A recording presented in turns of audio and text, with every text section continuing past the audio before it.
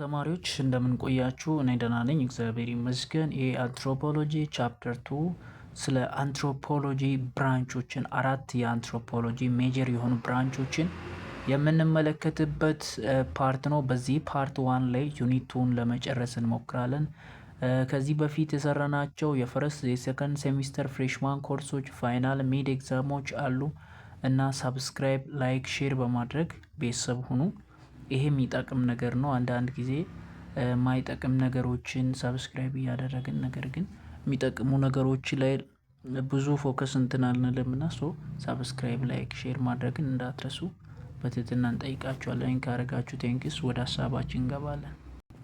ባዮሎጂ እንግዲህ በጣም ሰፊ የሆነ ብሮድ የሆነ ኢንትረስት አለው ስለ ሰው ልጅ ጥናት ማድረግ ላይ አንትሮፖሎጂ። በዚህ ምክንያት የተነሳ በተለያየ አፕሮች ነው ስለ ሰው ልጅ የሚያጠናው ማለት ነው። እንግዲህ አንትሮፖሎጂ ስለ ሰው ልጅ የሚያጠና ፊልድ ነው፣ አካዳሚካል ፊልድ ነው እና በጣም ብሮድ በሆነ መንገድ ነው ስለ ሰው ልጅ የሚያጠናው።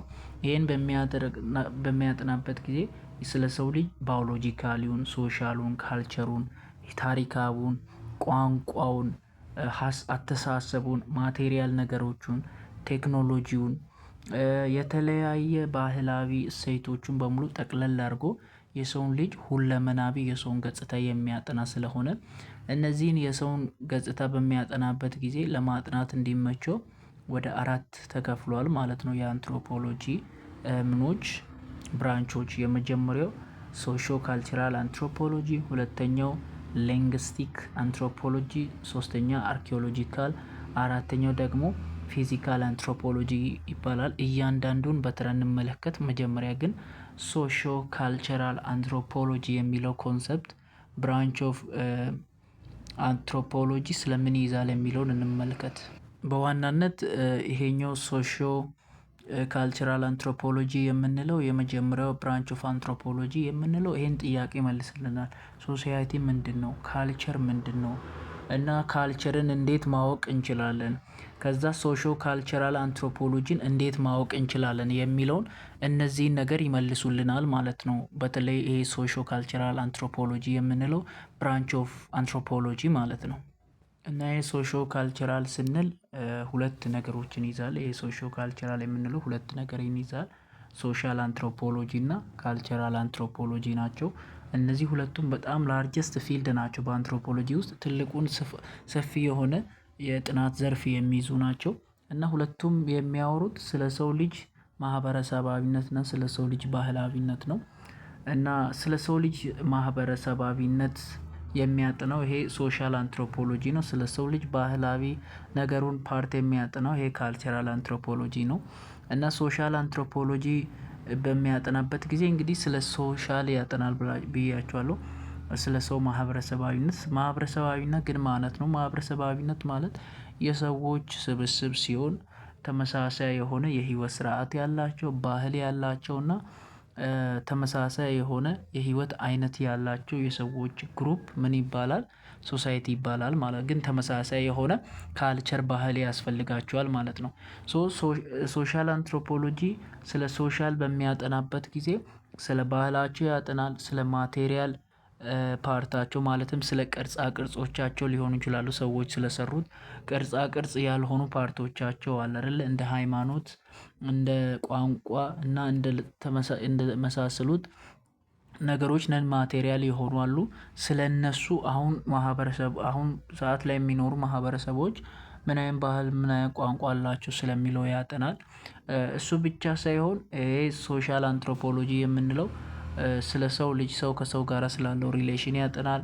ሰዎች ስለሚጠቀሙት የተለያዩ ባህላዊ ሲምቦሎች አሉ አይደለ? ስለነሱ ያጠናል። ነን ማቴሪያል ፓርታቸውን ማለትም እንደ ሃይማኖት፣ እንደ ቋንቋ ያሉትን እንዲሁም ማቴሪያል ፓርቱን ማለትም እንደ ቅርጻ ቅርጽ ያሉ ነገሮችን እና ሰዎች ከነዚህ አንድ የሰው ልጅ ከነዚህ ነገሮች ጋር ምን አይነት ግንኙነት አለው፣ እንዴት ዲስኮቨር አደረገ፣ ከነሱ ጋር ምን አይነት ሪሌሽን አለ፣ ትርጉሙስ ምንድነው የሚለውን የሚያጠናልን የአንትሮፖሎጂ ፓርት ሶሾ አንትሮፖሎጂ ይባላል ማለት ነው። ነገር ግን የሚገኘው የት ነው?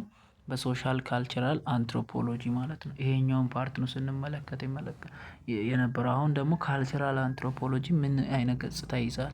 ይሄ ካልቸራል የምንለው ፓርት ደግሞ በአለም አቀፍ የሚገኘውን የሰዎችን የህይወት ስርዓትን የሚያሳይ ነው። እና የካልቸራል አንትሮፖሎጂ የምንለው ስለ ሰው ባህል የሚያጠና ነው። ሰው የኢኮኖሚ ሲስተሙ የሆነ ማህበረሰብ የሚኖርበት የኢኮኖሚ ሲስተም እንዴት ነው? ዝምድና እንዴት ነው? ዝምድና ውስጥ ትዳር ይፈቀዳል ወይስ አይፈቀድም? ሚለውን ጾታዊነትን ከዛ ሜሬጅ ጋብቻን የመሳሰሉን ማህበረሰባዊነትን ማህበረሰቡ ውስጥ የሚገኙ የተለያዩ የፖለቲካል ኦርጋናይዜሽኖችን የተለያዩ ክላሶችን ማለትም በተለያዩ ማህበረሰቦች ውስጥ የተለያዩ ክላስ አለ አይደለ?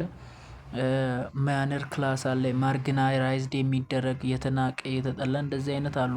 የተለያዩ ብሄራዊነትን እና ሃይማኖቶችን ባህሎችን ስለእነዚህ ነገሮች የሚያጠናው የአንትሮፖሎጂ ፓርት ነው። ካልቸራል አንትሮፖሎጂ የሚባለው ማለት ነው።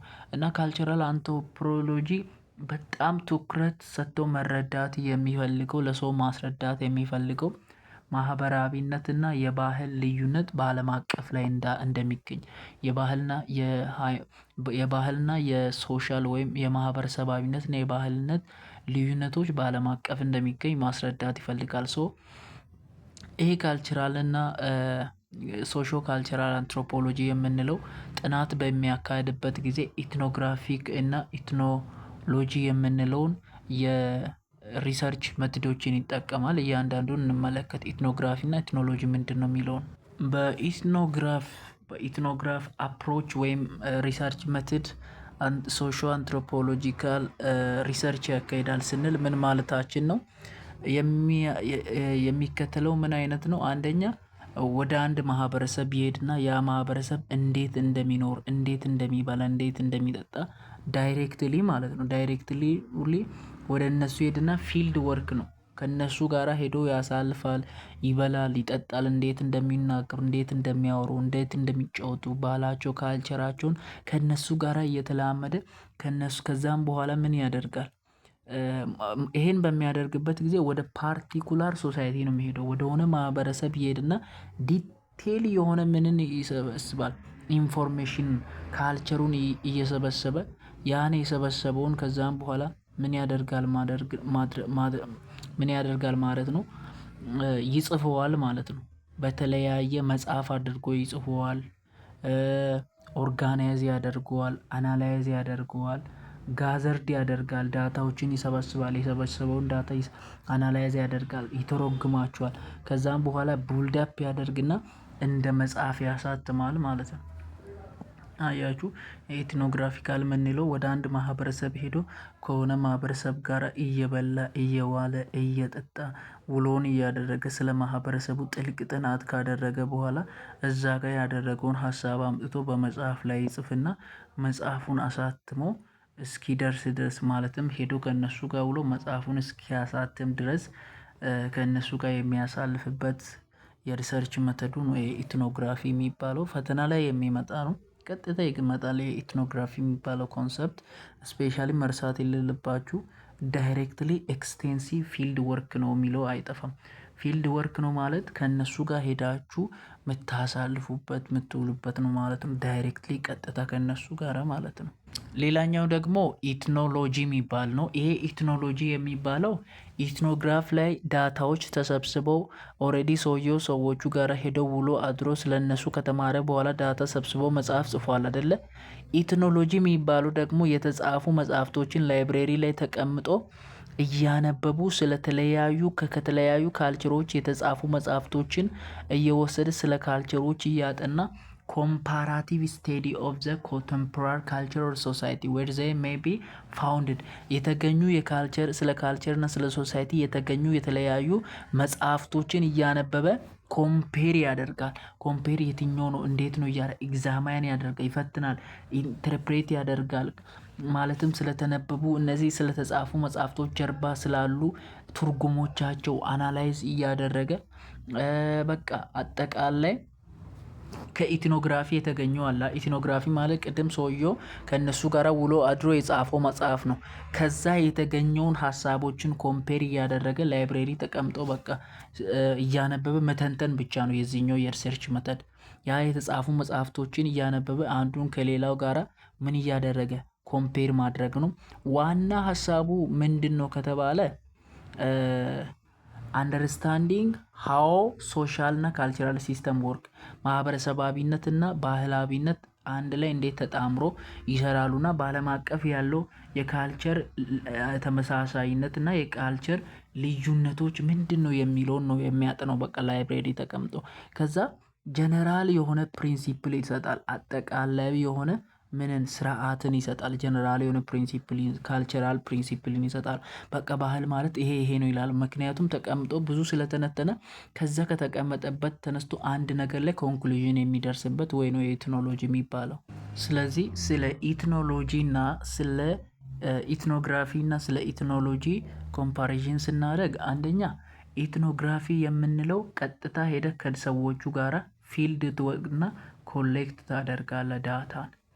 እዚህኛው ላይ ደግሞ የተሰበሰቡ ኮሌክትድ የተደረጉ ዳታዎችን በሪሰርቸሩ ኮሌክትድ የተደረጉ ዳታዎችን ትጠቀማለ ማለት ነው። በቃ ላይብሬሪ ተቀምጠ የተሰበሰቡ ዳታዎችን እያየ ኮምፔር እና ኮንትራክት ማድረግ ነው። ይሄ ግን ቀጥታ ሄዶ ነው የሚሰበስበው፣ ፊልድ ወርክ ነው። ኢትኖግራፊክ ላይ ደግሞ ዲስክሪፕቲቭ ነው። ሰዎቹን ኢንተርቪው እያደረግ እንዴት ነው ካልቸሩ ምንድን ነው እያልክ ነው የምትጠይቀው። እዚህ ጋር ደግሞ ኦሬዲ የተሰበሰበውን ማነጻጸር ነው ያንተ ስራ፣ ኮምፔር ታደርጋለህ። ኢትኖግራፊ ላይ ደግሞ ወደ ሲንግል ካልቸር ወደ አለባቸው ወደ ስፔሲፊክ ኮሚኒቲ ነው የምትሄደው። ወደ ሆነ ኮሚኒቲ ትሄድና ከዛ ኮሚኒቲ ጋር እየበላህ እየጠጣ ስለነሱ ካልቸር መሰብሰብ ነው። እዚህ ጋር ኢትኖሎጂ ላይ ደግሞ የተለያዩ ካልቸሮች የተሰበሰቡ ዳታዎችን ወስደ ስለተለያዩ ካልቸሮች ጀነራላይዝድ እያደረገ አክሮስ ካልቸር የተለያዩ ዓለም አቀፋዊ ካልቸሮችን ኮምፔር ማድረግ ነው ማለት ነው። እዚህ ጋር ሲንግሉ ጋር ትሄዳለህ። እዚህ ጋር ሲንግሎቹ ብዙ ተሰብስበዋል፣ እነሱን በሙሉ ኮምፔር ታደርጋቸዋለህ ማለት ነው። እና እነዚህ ቀጥታ ፈተና ላይ የሚመጡ ናቸው እያወራው ያሉት ሀሳቦች። እና ኢትኖግራፊካሊ እና ኢትኖሎጂካሊ መንገዶችን ተጠቅሞ አንትሮፖሎጂ እስካሁን እያጠና ያለው ለምንድን ነው? የተለያዩ ጥያቄዎችን ለመመለስ ነው። ከካልቸር እና ከሁማን ሶሳይቲ ጋር የተያያዙ ጥያቄዎችን ለመመለስ ነው እስካሁን ኢትኖሎጂ እና ኢትኖግራፊ የሚባለውን መንገድ ሲጠቀም የነበረው።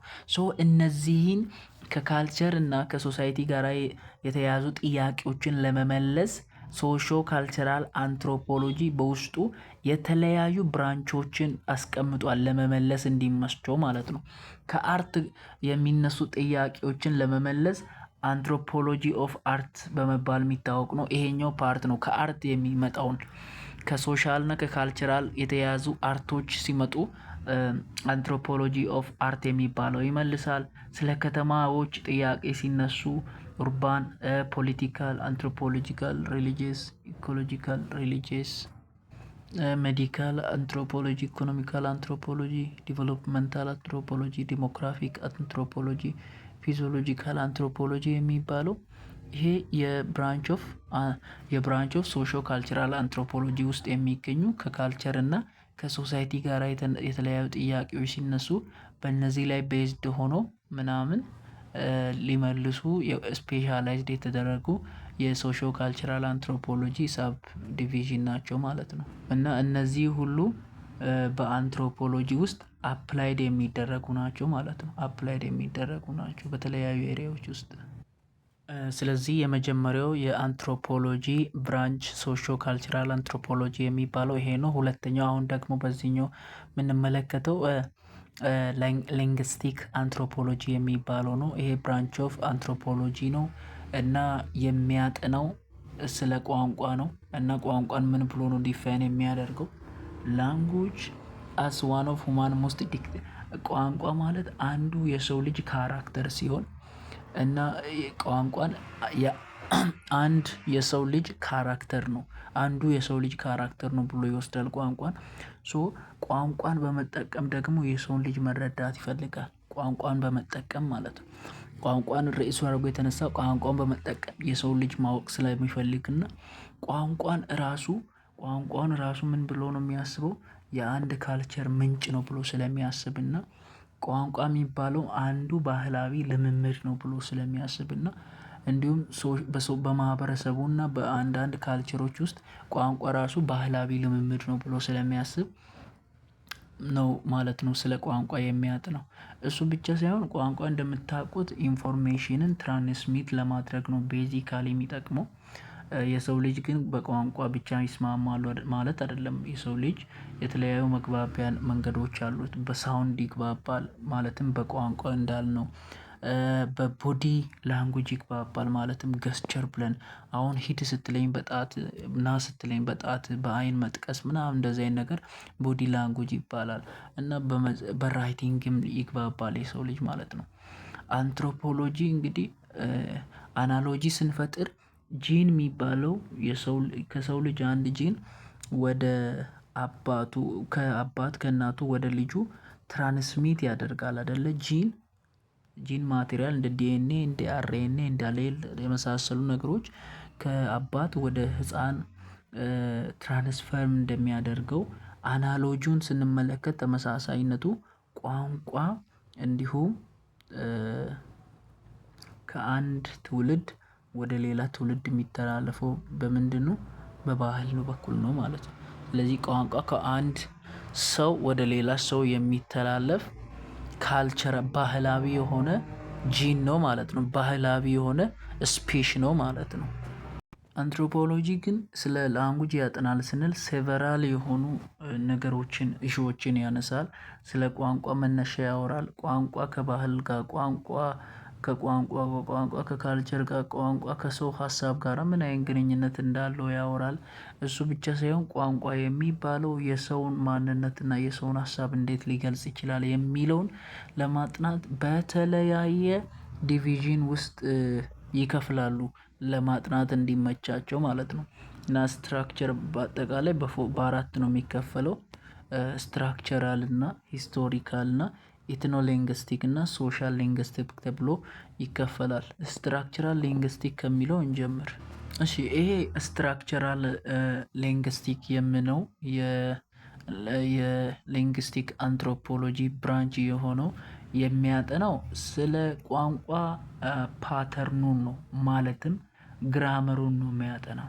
ግራመር ፓርቱ የተለያዩ ቋንቋዎች የራሳቸው የሆነ ግራማቲካል የሆነ ሩል እና ሬጉሌሽን አላቸው።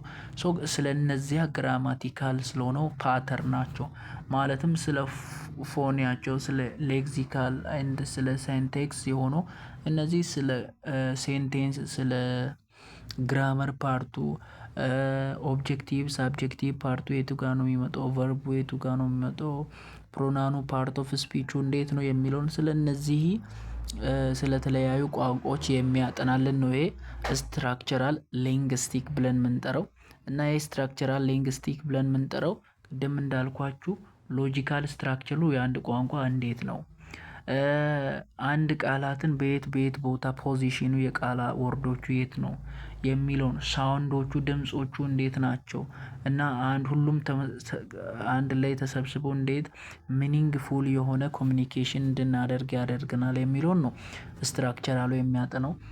ሂስቶሪካል የምንለው ደግሞ የሚያጠናው ቋንቋ የሚባለው መጀመሪያ እንዴት ተገኘ፣ አጠቃላይ ቋንቋ እንዴት ተገኘ የሚለውና ከአንድ ቋንቋ የተለያዩ ቋንቋዎች እንዴት እየተገኙ መጡ የሚለውን የሚያጠና ነው ሂስቶሪካል ሊንግስቲክ።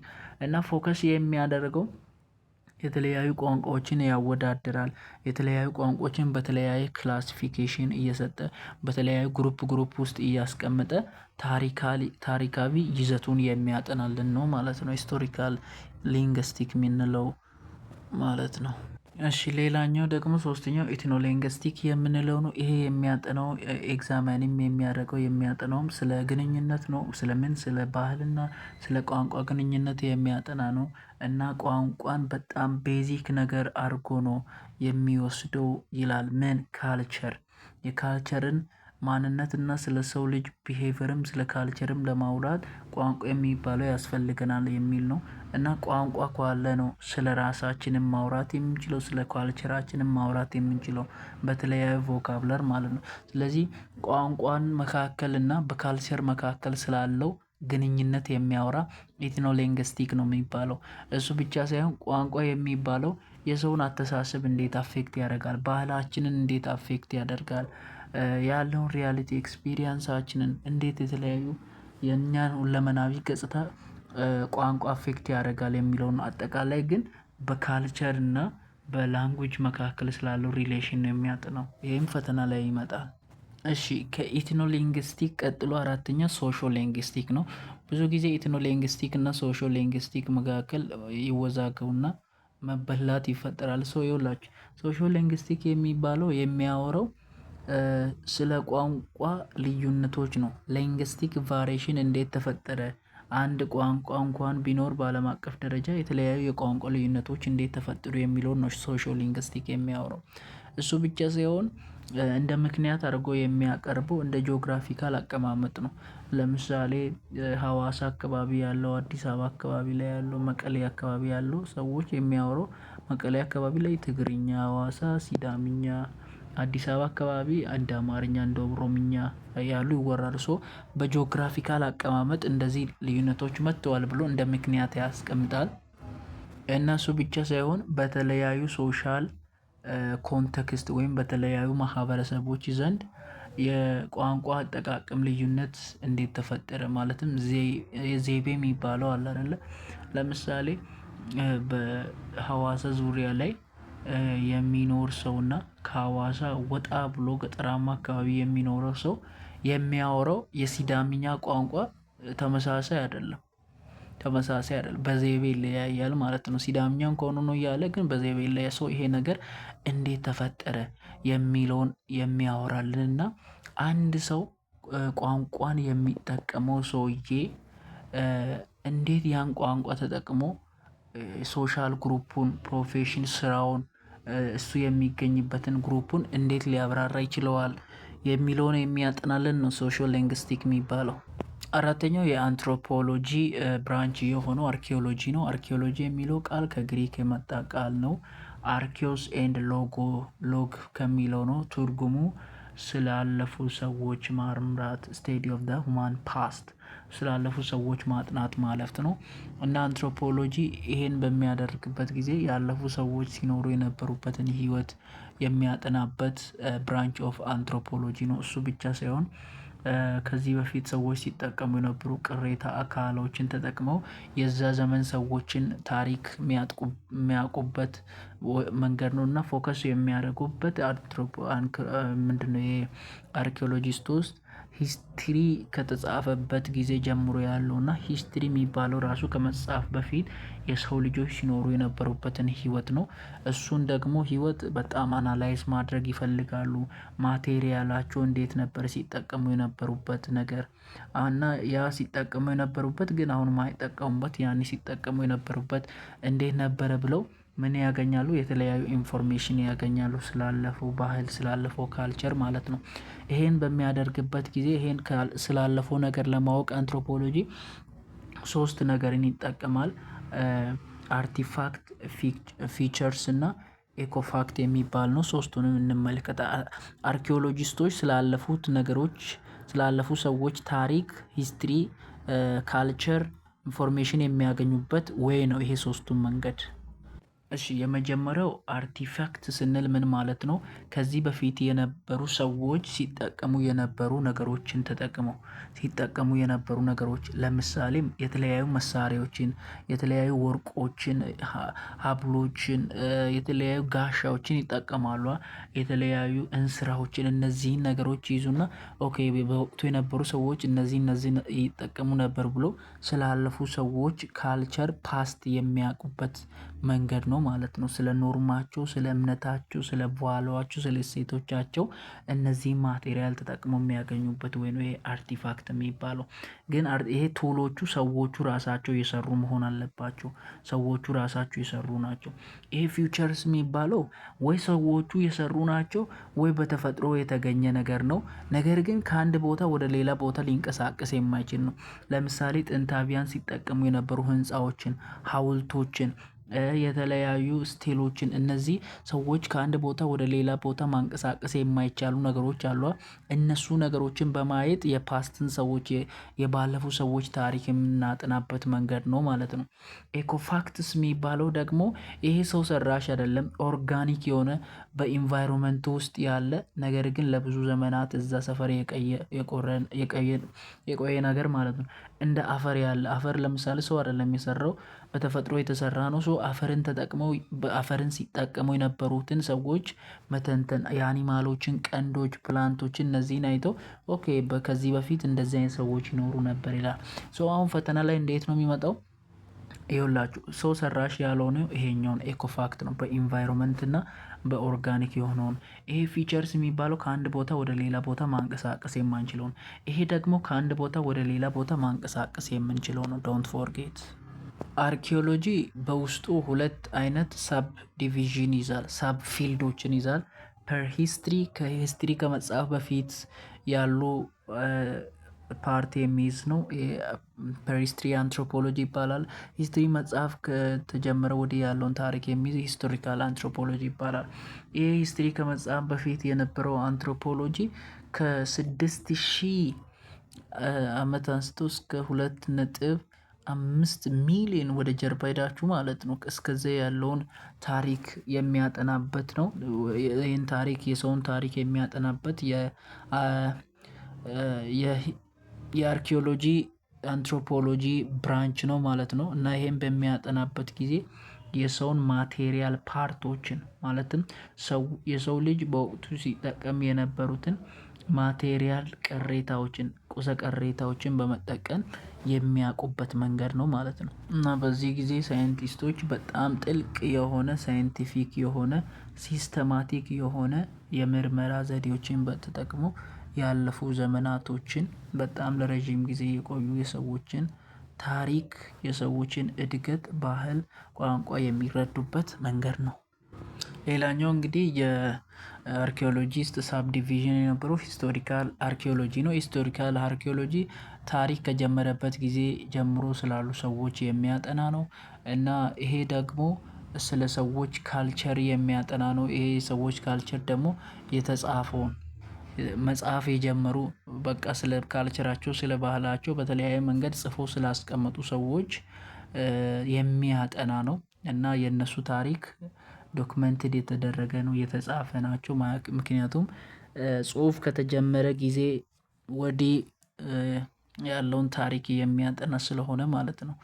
እና እንዳልኳችሁ በዚህን ጊዜ በጣም በቃ የተጻፉ ናቸው። ሪተን የሆኑ ዶክመንቶችን ይጠቀማሉ።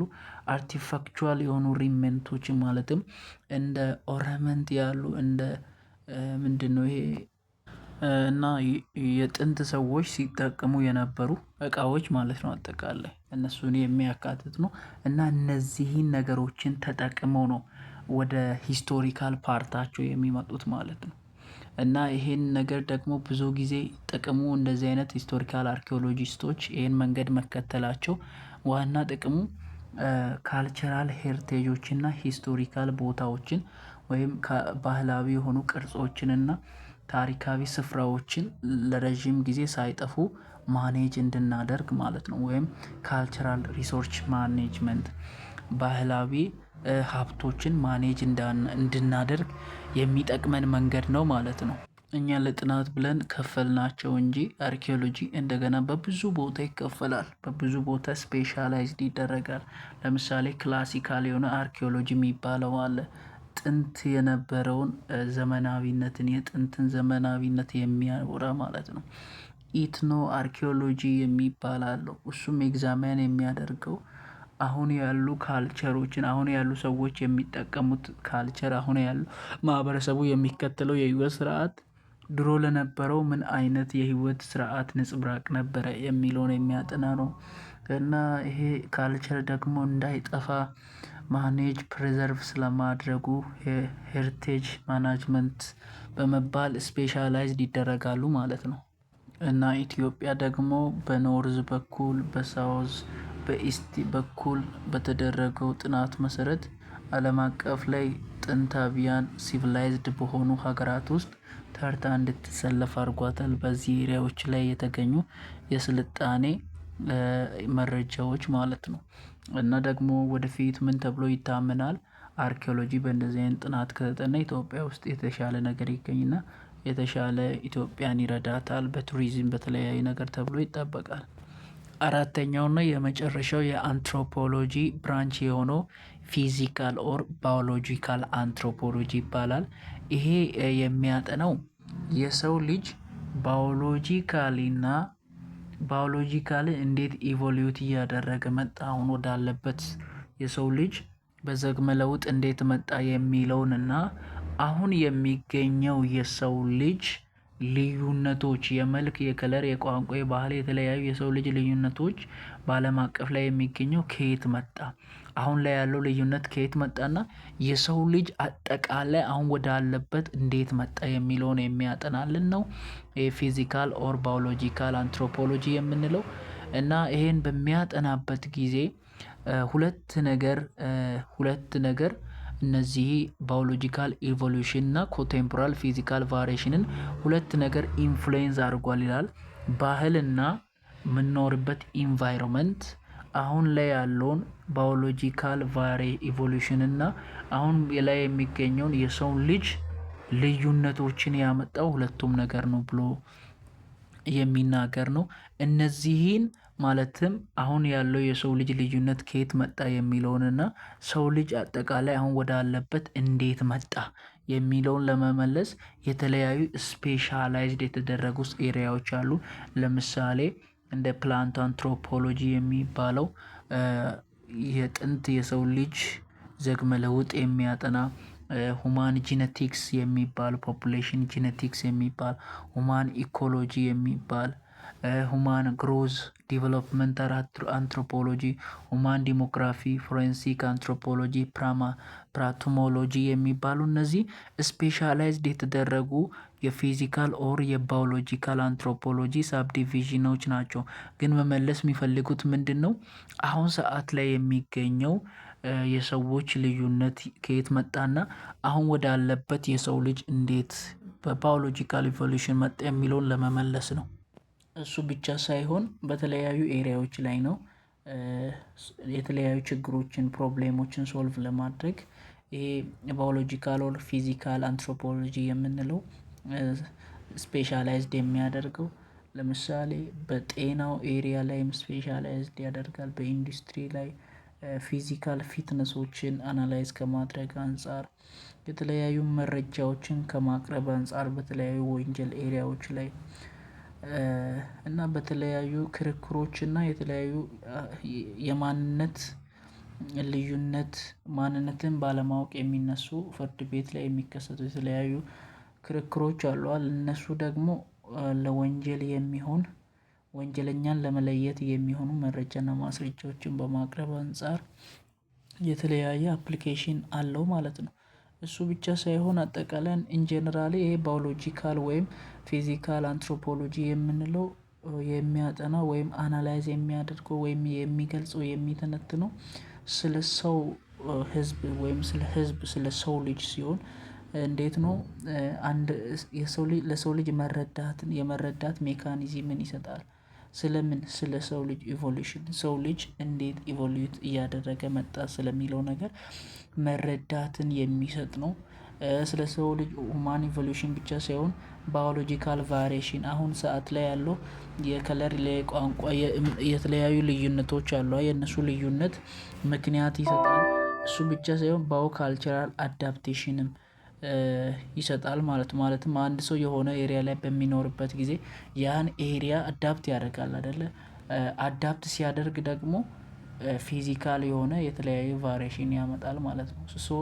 ያ ቫሪዬሽን በጊዜ ታይም ላይ እንዴት ከጊዜ ወደ ጊዜ ኢቮሉት እያደረገ መጣ የሚለውን የሚያጠናልን ነው ማለት ነው። ሶስቱንም ያጠናል። ሁማን ኢቮሉሽንንም ያጠናል፣ ባዮሎጂካል ቫሪዬሽንም ያጠናል፣ ባዮ ካልቸራል አዳፕቴሽንም ያጠናል። ሶስቱን ማጥናቱ ደግሞ አንድ ኮንሰፕት አጣመረልን ማለት ነው። ዲፕሊ አንድ ኮንሰፕትን ኮኔክትድ አድርጓል ከአንዱ ከሌላ ምን የሚባለው ባዮ ካልቸራል ኢቮሉሽን ማለት ነው። ባዮ ማለት እንግዲህ ፊዚካላችንን የሚጠቅም ነው። ካልቸር ማለት ደግሞ ባህላችን ነው። ሶ ባህላችንም ፊዚካላችንም በጊዜ ሂደት እንዴት ኢቮሉት እያደረገ መጣ የሚለውን ኮንሰፕት ባዮ ካልቸራል ኢቮሉሽን ብለን እንጠራለን። ስለዚህ ሶሾ ካልቸራል አንትሮፖሎጂ ወይም ባዮሎጂካል ኦር ፊዚካል አንትሮፖሎጂ የምንለው ስለ ሰው ልጅ ኢቮሉሽን የሚያጠና ነው ካለን ስለ ኢቮሉሽን እስቲ አንዳንድ ነገር እንመለከት። ስለ ሁማን ኢቮሉሽን ስናጠና ክሬሽኒስት የሚባሉ አላ። ክሬሽኒስት ማለት ፈጣሪ ዓለምን ፈጥሯል፣ የሰውን ልጅም ፈጥሯል ይላሉ። እና ክሬሽኒስቶች ስለ አንትሮፖሎጂ ውስጥ ሲያወሩ ምን ይላል? አንትሮፖሎጂስቶች እኮ ማለት በሳይንሳዊ እይታ ስለ ሰው ልጅ መነሻ የሚያጠኑ ናቸው ብለው ስለ አንትሮፖሎጂ እንደዚህ አይነት እይታ ይላሉ።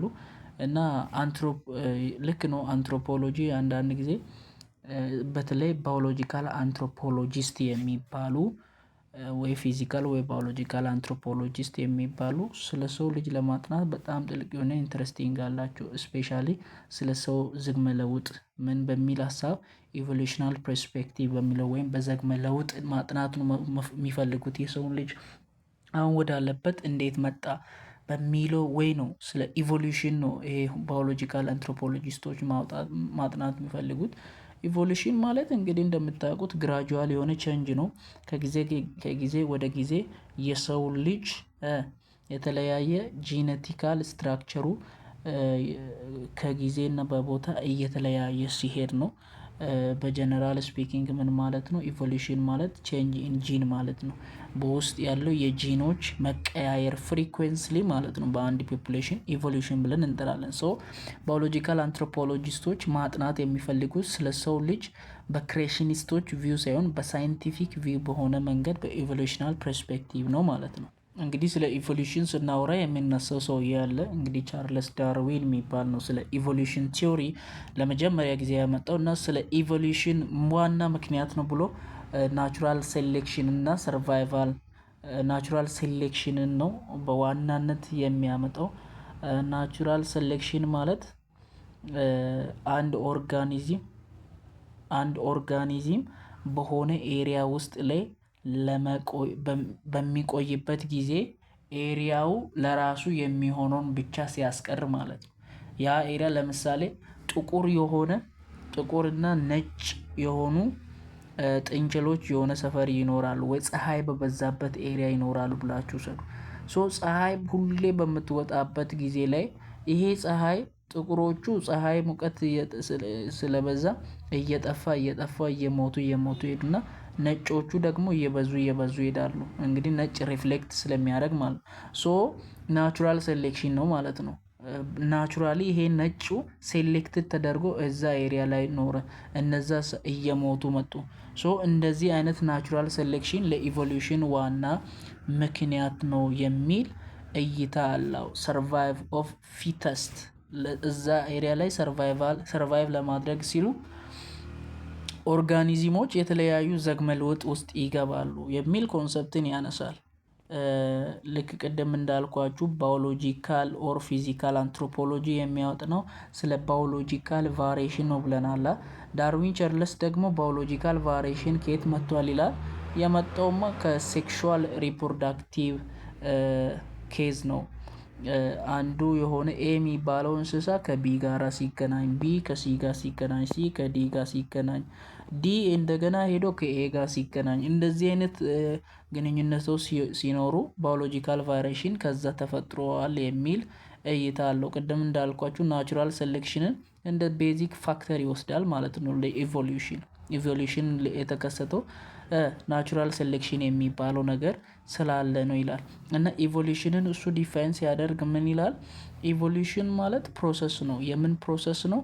አንድ እንስሳ የሆነ ኤሪያን አዳፕት ለማድረግ ሲል ጂኖታይፑን ወይም ጂኑ ላይ የተለያየ ለውጥ ሲያመጣ ያ ለውጡ ደግሞ በዛ ኤሪያ ላይ ሰርቫይቭ እንዲያደርግና ሪፕሮዳክት እንዲያደርግ በሆነ ኤሪያ ላይ ያደርገዋል የሚል እይታን ያስቀምጣል ማለት ነው። እና ሪፕሮዳክት ከሆነ በኋላ የሚወረደው ኦፍስፕሪንግ ያን ኤሪያ መቋቋም የሚችል ነው የሚል እይታ አለው ማለት ነው። ቅድም እንዳልኳችሁ እንግዲህ ይሄ ፊዚካል ኦር ባዮሎጂካል አንትሮፖሎጂ የምንለው በተለያዩ ኤሪያዎች ላይ ስፔሻላይዝድ አድርጓል። ከዛ ውስጥ ፕላንትሮፖሎጂ የሚባለው ነው። ይሄኛው የፊዚካል ኦር ባዮሎጂካል አንትሮፖሎጂ ሳብ ዲቪዥን የሆነው ስለ ባዮሎጂካል ኢቮሉሽን የሚያጠናው የተለያዩ ቅሪተ አካሎችን በማድረግ ነው፣ አናላይዝ በማድረግ ነው ማለት ነው። እሱ ብቻ ሳይሆን ኢንተረስትድ የሚሆነው ምን በማድረግ ላይ ነው?